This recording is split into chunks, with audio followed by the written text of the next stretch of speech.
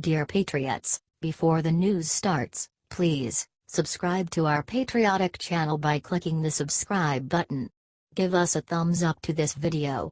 Don't forget to leave your opinion below in the comments section. Share the news on Facebook and Twitter so your friends see it. Thank you. Terrorist who ran over protesters in Charlottesville arrested. Here's why he did it. A 20-year-old Ohio man was accused of driving a car into a crowd of protesters at the rally between white supremacists and Antifa. They killed a 32-year-old woman and injured 19 other people. His name is James Alex Fields Jr., 20, and he was booked into the Charlottesville Regional Jail, according to Fox News. He was booked on account of second-degree murder and 3 counts of malicious wounding. According to the Washington Post, the 2010 Dodge Challenger involved in the wreck was registered to the same man. According to We Are TV, the county code on the license plate is in Maumee in Lucas County. This is where Fields is from. This man is a Republican and most likely did this for reasons is still being investigated. Although, we can take a look at the fact that he was part of Vanguard America. We need to condemn this violence outright. Share this if you are praying for the countrymen that fell. The white supremacist rally that happened today should not have turned into this mess.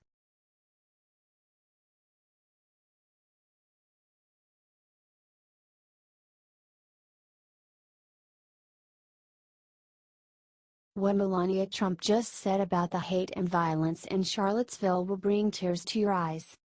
First Lady, Melania Trump, reached out this morning over Twitter to condemn what happened in Charlottesville.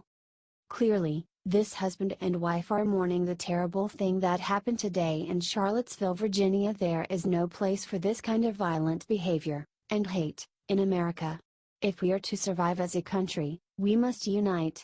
After all, we are the United States of America. H.T. The Hill.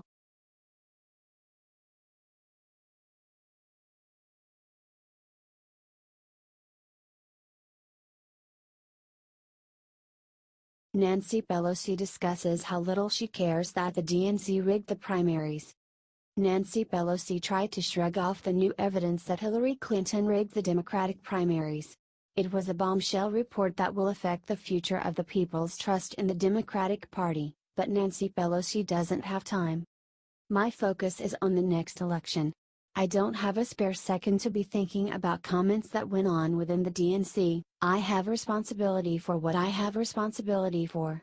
I don't have any interest in what I don't have any responsibility for when it comes to other campaigns, said Pelosi. Could Pelosi be just as involved as Hillary? The DNC has a lot to do with the next election, so it seems strange that she wouldn't care that it is a corrupt criminal enterprise. I at last found the document that described it all. The joint fundraising agreement between the DNC, the Hillary Victory Fund, and Hillary for America, wrote Brazile in an excerpt of her upcoming book. The agreement, signed by Amy Dacey, the former CEO of the DNC, and Robbie Mook with a copy to Mark Elias, specified that in exchange for raising money and investing in the DNC, Hillary would control the party's finances, strategy, and all the money raised. Her campaign had the right of refusal of who would be the party communications director, and it would make final decisions on all of the other staff. The DNC also was required to consult with the campaign about all other staffing, budgeting, data, analytics, and mailings, wrote Brazile.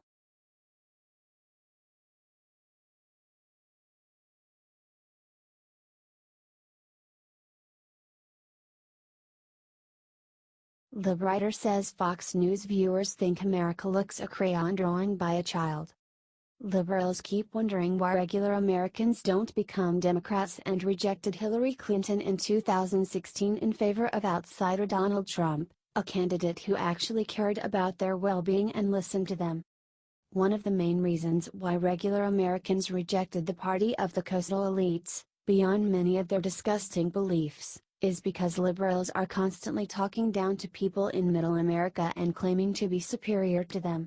This was on full display recently when a condescending writer named Justin Peters from liberal website decided to binge-watch Fox News and write up about how predictably horrified he was about the experience. In his column, Peters claimed that the experience gave him a persistent headache, an irrational fondness for the five, and a keen sense of the many ways in which we all are screwed. Though you might not watch Fox News on a regular basis, lots and lots of people do, including President Donald Trump. The results illuminate the wisdom of the phrase garbage in, garbage out. He then came to a truly ridiculous conclusion about what Fox News viewers are like, saying, "Who are these impressionable people who are so easily swayed by Sean Hannity's sweet words? After 3 weeks, I think I can tell you a few things about them. They trust their pastors more than they trust their elected officials. They despise the media despite not actually consuming very much of it." He went on, "They have an insatiable lust for purchasing retirement gold from websites that advertise on television. They subscribe to a spiteful populism in which the people seize power for the sole purpose of annoying those who preceded them in office. Their vision of America resembles one drawn in crayon by a child on a placemat." He later said about the hosts on Fox News, "Their idealized America is a well-armed theocracy whose citizens all sing Christmas carols in unison as they march back in time toward some crude golden era in which socialists went to prison, professional athletes saluted the flag, and white men were free to trade ethnic jokes in public. Fox News is a network intent on defending the West while rejecting the Enlightenment. Are you disgusted at this liberal's patronizing views?"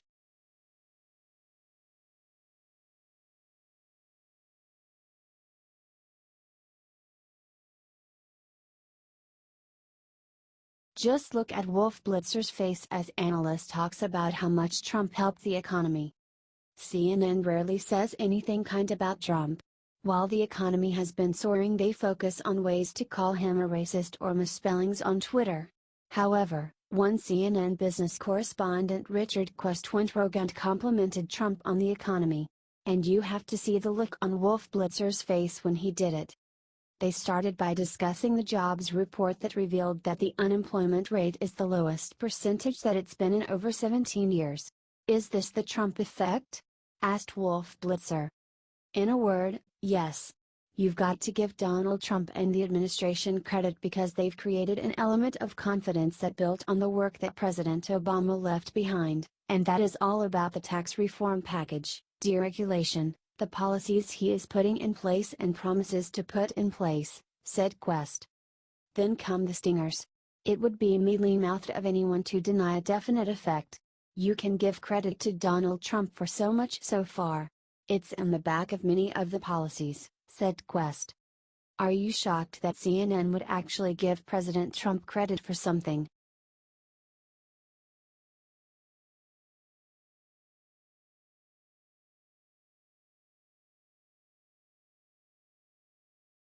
MSNBC declares that Donna Brazile is lying about Hillary's connection to DNC.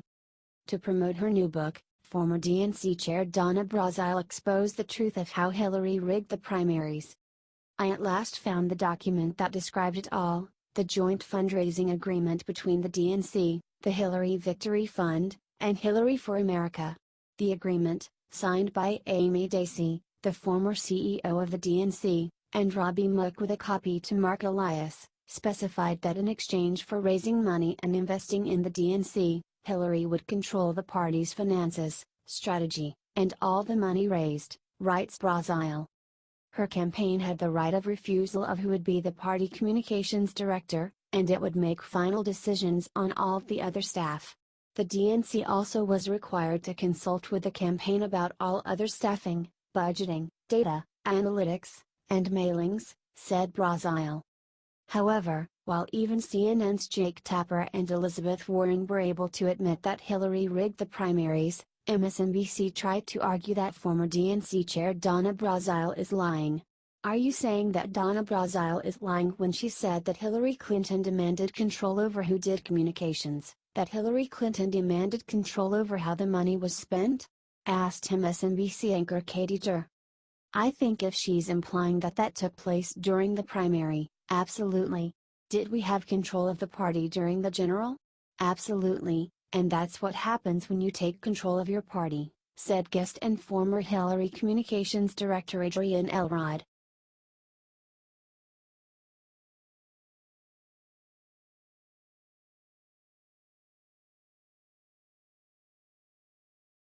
Hillary is confronted on difference between Russian collusion and Trump dossier. Her response is pathetic. Hillary Clinton went on to The Daily Show with Trevor Noah and explained what she thinks is the difference between the Russian dossier she funded against Trump, and colluding with the Russians. Even during a show, with a host willing to do anything to help her, Hillary still looked like an idiot. She started by saying that of course there's a difference. And that the dossier was merely opposition research. It was research that was started by a Republican donor during the primary, and then when Trump got the nomination for the Republican Party, the people doing it came to my campaign lawyer and said, "Would you like us to continue it?" said Hillary. So this thing didn't come out until after the election and it's still being evaluated. But the fact of the FBI investigation into the Trump campaign in Russia should have come out, she said. She went on to point fingers at President Trump for playing politics after the NYC terrorist attack. Well, it's so disappointing, Trevor. Because, I was a senator from New York on September 11th, I was with President Obama through a lot of difficult decisions as his Secretary of State. I obviously saw my husband responding to tragedies, attacks, the Oklahoma City bombing, said Hillary. And what you want in a president is what I think the three men I just mentioned delivered, and that is trying to bring the country together, talk about what happened with the event that they are concerned about, but not to point fingers, not to scapegoat, not to try to set Americans against each other, she said. Even though after every attack she condemns all Americans who don't agree with her on gun issues.